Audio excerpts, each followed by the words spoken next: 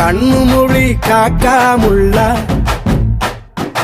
குருவ ரெண்டும் குருவ நெல்லா நீராங்க போல தினராத்திரி வேளை என் சொப்பனம் மாற வந்து வெளிச்சம் தார தலகாலே பொரியலையே ஓம்பாச பெரியலையே மனசு ரக்க முளைச்சு பறக்குது யாத்தே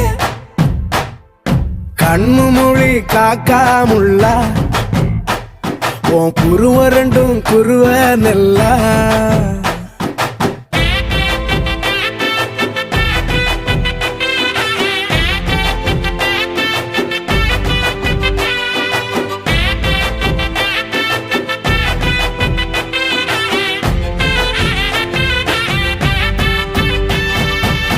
நேசத்துக்கும் பாசத்துக்கும் তারা কি করবে? এক সপ্তাহ পর পর খোল পচানো জল আর হালকা ডিএপি দিয়ে গাছটাকে প্রথম বুশি করে নেবেন ঝাংরা। গাছের গ্রোথ ভালো থাকলে গাছের ফলটাও বেশি পাবে। দেখো আমার গাছটা কত সুন্দর ঝাংরা। আর প্রতি 15 দিন পর পর একবার ফাঙ্গিসাইড আর একবার কীটনাশক দুটোই স্প্রে করবে, যাতে ফাঙ্গাস বা পোকা থেকে গাছটাকে সুরক্ষিত রাখবে।